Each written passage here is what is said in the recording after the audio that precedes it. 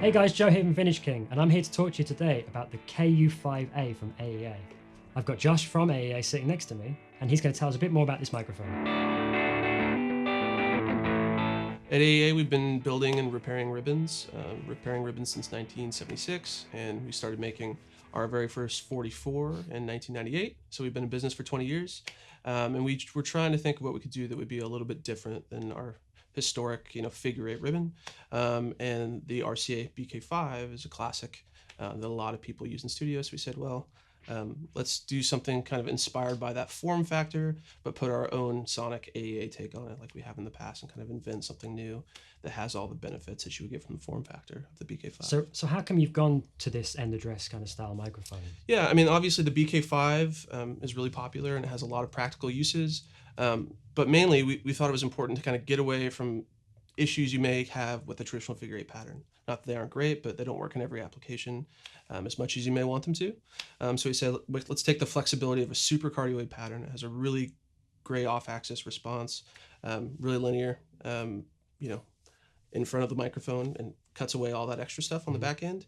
So you don't have the back side of the ribbon to create issues if you're in a small room or if you're in a live environment, whether it's in a live room or on stage where you're going to get a lot of bleed. You can really isolate that source, without having, the bleed we would traditionally have with the back of that. And then for the live use, are you thinking for snare top? Are you thinking for trumpet, trombone, brass, vocal? We're kind of at this point, we're not sure, but we've had a lot of users use it on snare top. It sounds great. It's got a really fat bottom end, like you would expect from any of our ribbons. Sax, horns, great. They get rid of that spitty sharpness you would otherwise have. But more practical uses like lead vocal, electric guitar, things like that. So are we trying to get the same sonic footprint as the BK5, or is this a totally new design? Yeah, sonically they're not even close to similar, and you'll hear that here shortly. But the BK5 has a very significant peak at 3.5K. Typically, no two BK5s are the same. That's a big problem. That's why we didn't reinvent the BK5 like we did with the 44. It's impossible. We have a bunch of them at the shop. None of them sound remotely the same. So we said, let's take our own take on it. Let's take the form factor and put it in a package that's appealing and kind of make something that's a little more versatile than you would otherwise be able to get with this. And obviously with it being with the A after the name of the item, that's an active ribbon, right? Correct. Yep. So it's active. All of our microphones that are active kind of have that A connotation at the end. So what you get from that, there's a buffer internally that takes the output impedance of the mic and normalizes it so it plays nice with everything. Pretty much, you could plug it into your Apollo or your 1073 or whatever discrete 70s mic pre that otherwise would have a maximum input gain of 1200 ohms. It's also nice for live use in terms of if phantom power starts going astray, you know that it's not going to get damaged. Yeah, you're not gonna blow it up, and it just sounds great no matter what you plug it into. Versus something like this, as much as we like to think it sounds great on everything, you plug it into something old, you're gonna have some impedance loading, so. And then what's the frequency response like on this? Yeah, frequency response is 16K, all the way down to 20 hertz within plus or minus 3 dB. 16K it starts rolling off, but like most ribbons, it's a pretty general roll off. So. And what size ribbon have you used to get that to? The ribbon is it's smaller than our traditional big ribbon. It has to be just to get it in that end address form factor. So it's a 1.135 inch ribbon length by 0.05 inches. And then what about SPL? How much can this handle? SPL, it'll handle most of what you throw at it.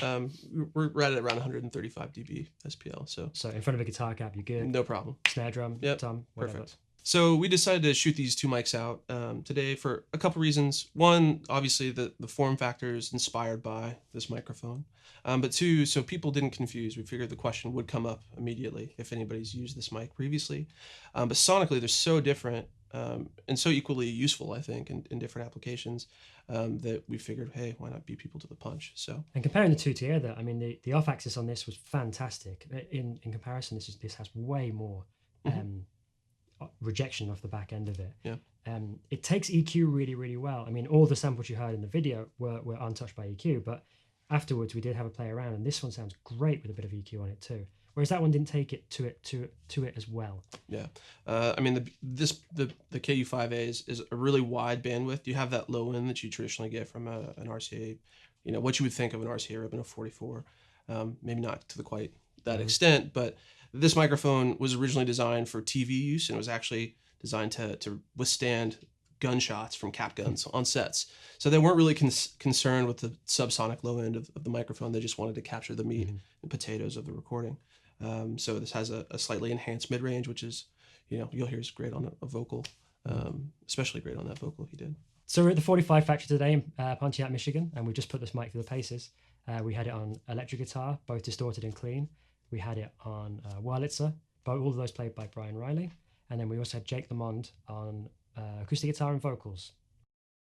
She left a man who loved her, and though he never told her now he suffers, he thinks maybe love isn't what it seems. Well, I hear he's getting better, though that's still second-hand newsletters. I hope one day he meets the girl of his dreams.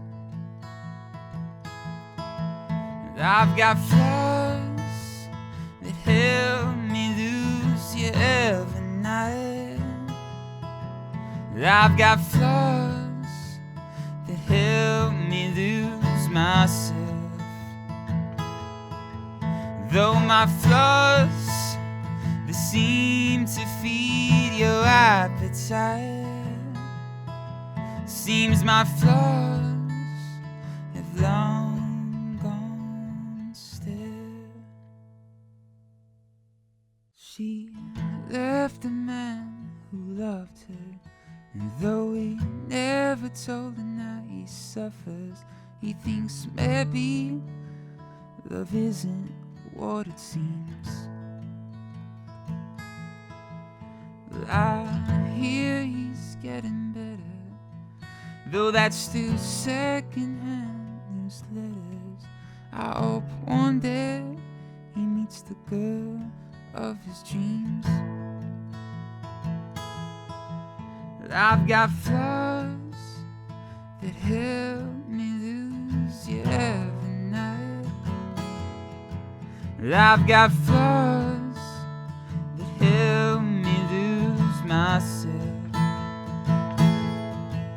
Though my flaws, they seem to feed your appetite.